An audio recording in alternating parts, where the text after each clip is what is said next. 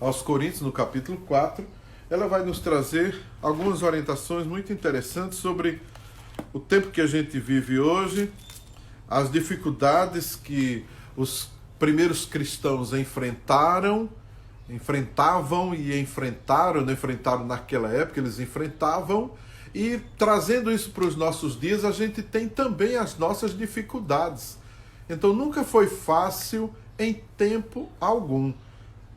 Por isso que Paulo vai dizer em 2 Coríntios 4, aí eu vou adiantando, porque eu já li toda aquela parte inicial, aí ele diz assim, no verso 11, ele diz: porque nós que vivemos somos sempre entregues à morte por causa de Jesus, para que também a vida de Jesus se manifeste em nossa carne mortal. Então, a vida de Jesus se manifesta em nossa carne mortal, de modo que em nós opera a morte, mas em vós a vida, tendo, porém, o mesmo espírito da fé, como está escrito: eu criei, por isso é que falei. Também nós cremos, por isso também falamos, sabendo que aquele que ressuscitou o Senhor Jesus também nos ressuscitará com Jesus e nos apresentará convosco, porque todas as coisas existem por amor de vós, para que a graça, multiplicando-se, torne abundantes as ações de graças por meio de muitos, para glória de Deus. Verso 14 de 2 Coríntios 4. Verso 16, aliás, ele diz assim: por isso não desanimamos. Pelo contrário, mesmo que o nosso homem exterior se corrompa, contudo o nosso homem interior se renova de dia em dia, porque a nossa leve e momentânea tribulação produz para nós eterno peso de glória, acima de toda comparação, não atentando nós nas coisas que se veem, mas nas coisas que se não veem, porque as que se veem são temporais, e as que não se veem, elas são eternas. Amém. Então nós terminamos a leitura da segunda carta de Paulo aos Coríntios no capítulo 4. Todo o capítulo 4 foi lido, e eu quero fazer algumas observações, alguns destaques aqui, quando o apóstolo Paulo começa a falar. Ele diz para os cristãos em Corinto das dificuldades, das perseguições, das estratégias do Deus deste século que tinha cegado o entendimento dos incrédulos, para que não lhe resplandecesse a glória do Evangelho. Aí depois que ele fala das estratégias de Satanás contra a obra do Senhor, o avanço do Evangelho, a pregação do Evangelho, Paulo denuncia que há um espírito, o Deus deste século, como um aeon. O século aí não é o tempo, é um espírito, é como se fosse um vento que sopra, uma influência sobre a sociedade daqueles dias. Esse mesmo espírito maligno, esse Deus deste século, ele continua perseguindo os cristãos até os dias atuais, e há um sopro, há um vento, há um pensamento, há uma ideia, uma ideologia contrária ao Evangelho de Jesus. Essa ideologia contrária à palavra de Deus, contrária à vontade e aos planos de Deus para o homem. Nós identificamos essa ideologia na política esquerdista e comunista. Então, por trás desta ideologia esquerdista comunista está o ateísmo, que nada mais é do que a negação da existência de um Deus, a negação e a rejeição e resistência aos princípios do Evangelho. Por isso que o Deus deste século cegou o entendimento das pessoas para elas não entenderem a mensagem do Evangelho. E Paulo está denunciando isso que já acontecia nos dias dele. Por isso que ele diz assim: nós que estamos pregando para vocês, pesa sobre a gente todo dia uma ameaça de morte. É morte para a gente e vida para vocês. Por que Paulo diz isso? Porque se as autoridades pegassem como prenderam Paulo e mataram ele, Paulo foi sacrificado, Paulo foi partido ao meio.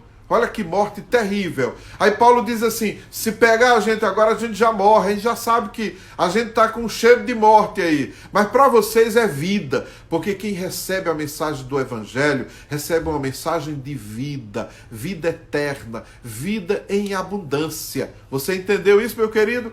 Então a carta de Paulo aos Coríntios está denunciando uma situação que eles viviam e que nós vivemos hoje.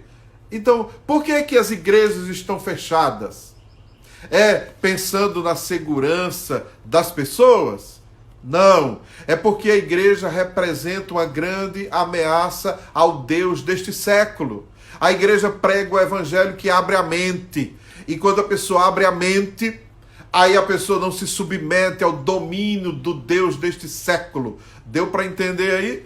A igreja é perseguida por quê? Porque apoiou o Bolsonaro. Então, se você olhar vamos dizer assim, com a visão mais terrena, você só vai enxergar isso. Mas se você abrir a sua mente, levantar a sua cabeça, você vai enxergar mais além. A ideia aqui, nesta live, nesta palavra, é que você levante a sua cabeça e abra sua mente para enxergar o que está por trás disso. Nós não estamos lidando apenas com uma oposição a um governo. Nós estamos lidando com uma ideologia que tenta dominar a nossa sociedade. Você entendeu isso, meu querido? Então Paulo está dizendo que naqueles dias não era diferente para eles. Eles corriam risco de morte mesmo, e ele trazia vida para aquelas pessoas. Para ele, Paulo e os seus discípulos e seguidores e os apóstolos, ameaça de morte. Para o povo, vida. Porque a quem era revelado o evangelho, trazia vida. Deu para entender? Aí o texto vai dizendo, verso 16, ele diz assim, uma coisa muito interessante, no verso 14 ele diz, sabendo que aquele que ressuscitou o Senhor Jesus, também nos ressuscitará com Jesus. Olha aí que mensagem, hein? É uma promessa de Deus, dizendo, se você crê em Jesus como seu Senhor, como seu Salvador, quando você morrer, você passa deste mundo para outro. E o mesmo Deus que ressuscitou a Cristo, ressuscitará cada um de nós. Deu para entender aí? A primeira vez que eu ouço este som tão alto de um carro na rua. Eles geralmente são os hispanos que gostam de fazer esses barulhos aqui.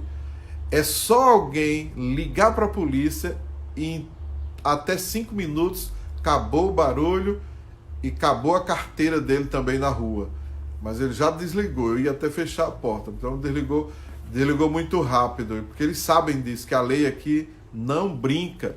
Mas vamos continuar. Aí diz o texto em 2 Coríntios 4, que ele diz assim, no verso 16, por isto não desanimamos. Então Paulo está dizendo, eu não desanimo. Não desanimo. Aí ele vai dizer assim, não desanimamos, pelo contrário, mesmo que o nosso homem exterior se corrompa, aí essa tradução do corromper, na verdade, o texto está dizendo assim, é que se estrague. É como se Paulo dissesse assim, nós estamos gastando a nossa vida, corrompendo a nossa vida. Então a ideia é essa, não é corrupção no sentido de fazer coisas erradas. Então a gente precisa entender a Bíblia, para ficar atento aí, para não pensar que os apóstolos estão dizendo que vão se corromper. Não é isso. A corrupção é no sentido do estrago na vida terrena. Por isso que ele diz, o nosso homem exterior, ainda que ele se corrompa, contudo, o nosso homem interior se renova dia em dia, porque a nossa leve e momentânea tribulação produz para nós um eterno peso de glória. Então Paulo está dizendo assim, esse nosso sofrimento, essas perseguições que a gente enfrenta, essas tribulações, isso não é nada diante da glória que há de se revelar sobre nós. É isso que ele está dizendo, essa leve e momentânea tribulação. Aí ele diz assim, não atentando nas coisas que se veem, mas nas que não se veem, porque as que se veem são temporais. Vai acabar. Mas as que não se veem, elas são eternas. Dá um amém aí. Então, olha, o que é que Paulo está dizendo? Paulo está dizendo assim, olha, vale a pena enfrentar as lutas para cumprir a nossa missão. Ainda que o nosso homem exterior sofra com isso, mas olha, isso é momentâneo, isso vai passar. E o que nos espera lá na glória é impressionante. O apóstolo Paulo, ele vai dizer, ele escrevendo a sua carta aos Coríntios, é a mesma carta aos Coríntios, ele vai dizer uma coisa muito interessante. A gente está lendo a 2 Coríntios, mas é na primeira que Paulo vai dizer. Então ele já tinha tido essa experiência com Deus. Ele diz que ele foi arrebatado. Ele foi elevado ao terceiro céu. 1 Coríntios, ele escrevendo essa carta. Paulo conta a sua experiência espiritual que ele teve com Deus. Ele foi arrebatado. A experiência de um arrebatamento é você esquecer do corpo, você não tem controle, domínio sobre o corpo, você esquece o corpo. E agora o seu espírito vai até o céu. Paulo chama de terceiro céu. Então existe, se Paulo chamou terceiro céu, isso está nos ensinando e nos doutrinando que existem 3 céus. O primeiro céu é esse que a gente está vendo. Quando você olha para cima, você vê um céu. O céu azul, bonito de Brasília, o céu lindo do Brasil. Esse céu que os seus olhos físicos conseguem enxergar. No mundo espiritual tem um outro céu. Este segundo céu, a Bíblia nos fala sobre ele, mas não fala tão claramente chamando de segundo céu. Mas ele fala, e o livro do profeta Daniel no Antigo Testamento nos ensina sobre isso. Ele vai falar de que há uma camada de seres espirituais formando, habitando e preenchendo o segundo céu. Tomar uma água.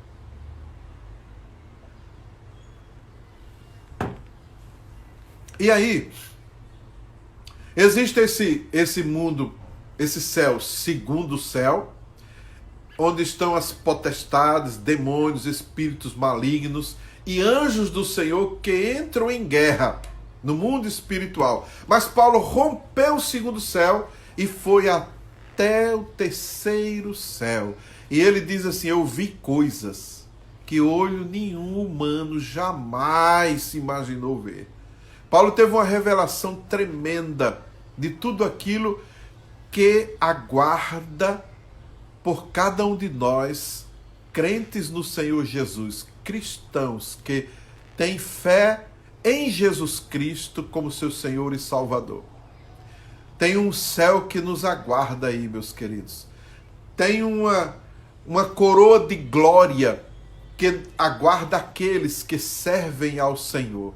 Que esse sofrimento e essas perseguições momentâneas, terrenas, passageiras, nem se compara com as promessas que Deus tem para aqueles que confiam nele, que esperam nele e que servem a ele. Então Paulo está aqui nessa segunda carta aos Coríntios, no capítulo 4, dizendo, meus irmãos, não se preocupem com essas perseguições, com esse sofrimento. Isso é coisa passageira, temporal, momentânea. Olha, isso aí que a gente está vendo não é nada comparado às bênçãos que nós teremos com o Senhor naquele grande dia. Já nos versículos anteriores, Paulo diz que o mesmo Deus que ressuscitou Jesus da morte vai nos ressuscitar. Olha a promessa tremenda aí. Aí depois Paulo diz, não se preocupem com esses sofrimentos, eles são temporários. eles são momentâneos e eles nem se comparam com aquilo que Deus tem preparado para aqueles que o aguardam. Então tem outros textos que Paulo trabalha essa questão. Eu estou falando aqui só dando um toque. Aí Paulo diz que quando ele foi arrebatado até o terceiro céu, ele viu coisas inenarráveis. Ele nem conseguiu revelar o que é que ele viu ali de tão tremendo e maravilhoso. Então, ali nessa experiência de Paulo, o coração dele foi de tal maneira tão preenchido por Deus que ele já não se preocupou com mais nada. Então, se perseguissem ele não estava nem aí. Ele diz, o morrer para mim é lucro e o viver é Cristo. Aí Paulo vai dizendo, olha, o que essas perseguições, o que a gente está vivendo aí, não é nada. Não tenham medo. Paulo está dizendo, não temam, não se preocupem, vale a pena e tem uma grande recompensa. Então, Paulo estava então fortalecendo a fé dos cristãos. E a minha palavra aqui é no sentido de fortalecer a sua fé e confiança em Deus. Deus está vendo tudo e Deus está cuidando da gente. Essas perseguições, esta pandemia, isso é uma leve e momentânea perseguição, sofrimento, tribulação. Isso vai passar. Então não desanime. É o que Paulo está dizendo aqui, ó. Verso 16. Por isso, não desanimemos, não desanimamos, não vamos perder o nosso ânimo. Amém? Aí Paulo diz uma coisa muito interessante que eu quero também destacar. No verso 12 ele diz, de modo que em nós opera a morte, como eu falei, né? Mas em vós a vida. Tendo, porém, o mesmo espírito da fé. Como está escrito, eu criei, por isso é que falei. Também nós cremos, por isso também falamos. Aqui tem uma orientação de Paulo para a gente ajustar a nossa fé com a nossa fala. Então escreve aí para você participar e gravar isso. Olha, a minha fala tem que estar ajustada com a minha fé.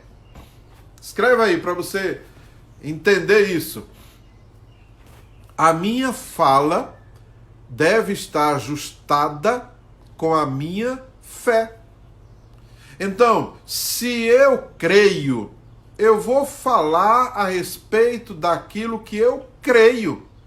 Paulo está dizendo para aqueles cristãos, olha, eu criei, por isso falei. Então a minha fé, ela está ligada àquilo que eu falo.